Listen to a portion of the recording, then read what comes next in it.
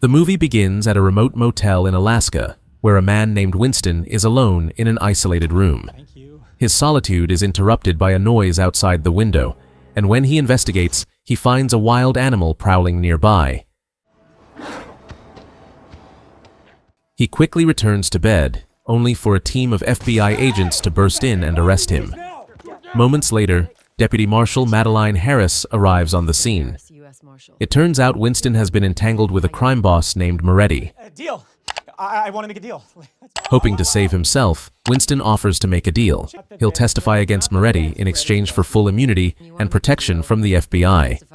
Madolyn agrees to his offer and informs her boss, who also gives the green light.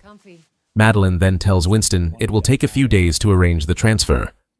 During this time, Winston insists on using the restroom,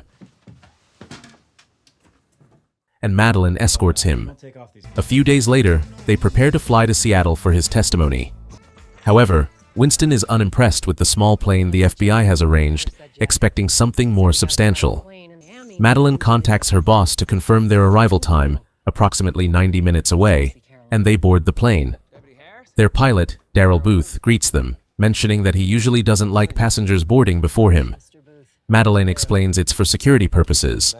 Daryl also comments that he's never flown with a fugitive, but Winston quickly corrects him. He's a witness, not a fugitive. As they take off, Madolyn notices a cut on the back of Daryl's head, but he brushes it off as an occupational hazard. They discuss the flight plan and the weather, with Daryl estimating they'll land in 75 minutes. He asks Madolyn how long she's been in the Marshal service, and she tells him 8 years. Suddenly, a bird strikes the plane. Daryl assures everyone it's a minor issue, and there's no need to worry. While looking around, Winston notices documents and photos on the floor, items that belong to the real Daryl Booth. Realizing something is wrong, Winston tries to warn Madolyn, but she thinks he's just trying to manipulate the situation. He pleads with her, pretending to feel sick, but Daryl hands him a sickness bag, unaware that a bloodstain is visible on his clothes, something Madolyn notices. Suspicious, Madolyn asks Daryl how he knew they were going to Seattle when she never mentioned it. Daryl tries to play it off, saying it was an educated guess based on the destination and her non-Alaskan accent. Madolyn then asks for his ID. Realizing she's catching on, Daryl attacks her, easily overpowering her. Daryl reveals he's a hitman sent by Moretti to kill Winston. His plan is to crash the plane in the wilderness, leaving Madolyn and Winston to die from exposure or animal attacks. Winston desperately tries to negotiate, offering Daryl $1 million in cryptocurrency if he lets him live. Daryl refuses, uninterested in the offer. Winston pleads that if Daryl lets him go, he can disappear, and they'll both get what they want: Winston's survival and Daryl's paycheck. Meanwhile, Madolyn regains consciousness. She quietly prepares her taser, and when Daryl approaches, she zaps him unconscious. She and Winston argue briefly, but when Daryl wakes up and attacks again, Madolyn uses the taser once more. Unfortunately, she struggles to get Daryl off her, and the plane starts spiraling downward. At the last moment, she manages to free herself and stabilize the aircraft. Madolyn ties Daryl up and releases Winston from his restraints, asking for his help. While searching Daryl's belongings, she finds files but hesitates to show them to Winston. Winston insists and discovers that the files contain information about him and his mother, evidence Daryl was using to pressure him into cooperating. Madolyn attempts to contact help and briefly establishes communication. She then gets the idea to use the plane's satellite phone to reach her colleague, Deputy Caroline. She informs Caroline that their mission has been compromised, suspects there's a mole in the department working with Moretti, and urges Caroline to send agents to check on Winston's mother. While all this unfolds, Daryl regains consciousness and offers to help fly the plane. Madolyn and Winston, however, manage to contact another pilot, Hassan, who guides them through the skies toward a safe landing in Anchorage. Following Hassan's instructions, Madolyn stabilizes the plane. Meanwhile, Caroline calls back after investigating and confirms their worst fear. The real Daryl Booth was brutally murdered. The situation intensifies as Madolyn and Winston brace for a dangerous storm ahead. Madolyn tries to regain control of the plane, unaware that the hitman has managed to retrieve a hidden knife. After a tense moment, she stabilizes the aircraft. But the hitman begins mocking Madolyn, taunting her about a dark moment from her past.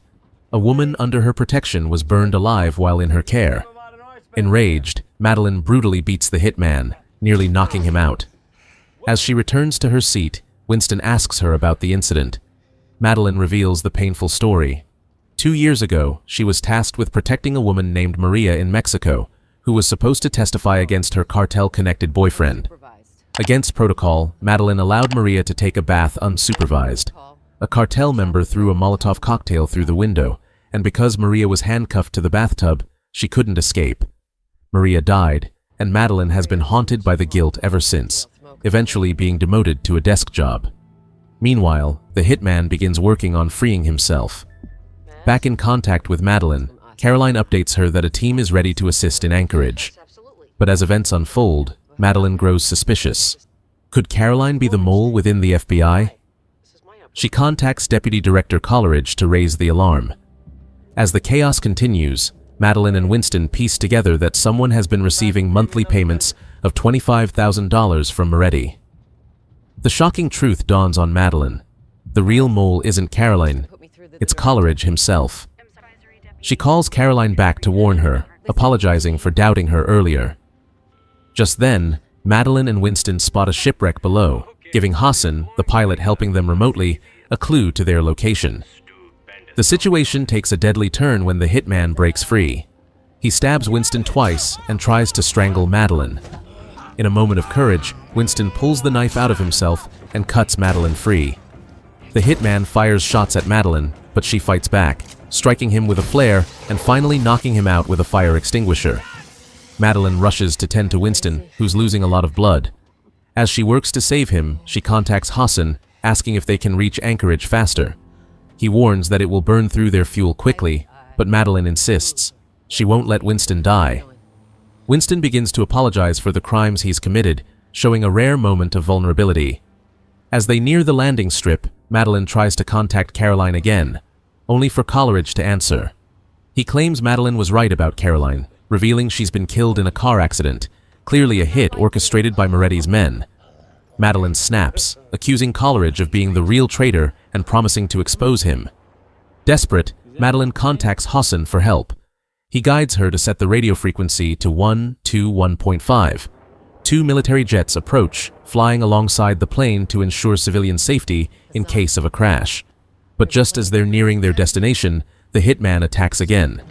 Madolyn manages to shoot him twice, but the situation grows more intense as she struggles to control the plane, which is rapidly losing fuel. Hassan reassures her that the lower fuel level means less risk of fire in the event of a crash. Winston, bleeding and weak, begins to fade. Madolyn fights to stabilize the plane for a landing as paramedics and law enforcement rush to the runway. Despite a rough and violent landing, she manages to bring the plane down.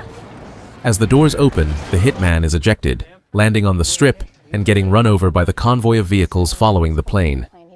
Madolyn rushes to Winston's side. He's barely hanging on but still alive. Medics arrive to treat him, confirming that the hitman didn't survive. As Madolyn steps out, she meets Hassan in person for the first time. But before she can catch her breath, she notices one of Moretti's goons sneaking into the ambulance where Winston is. She sprints over just in time to see the assassin attempting to suffocate Winston. Without hesitation, she shoots the man dead. Madolyn grabs the assassin's phone and calls Coleridge directly, telling him that she knows everything and that he's finished. The film concludes with Madolyn standing tall, having survived an impossible ordeal, determined to bring justice to those who betrayed her.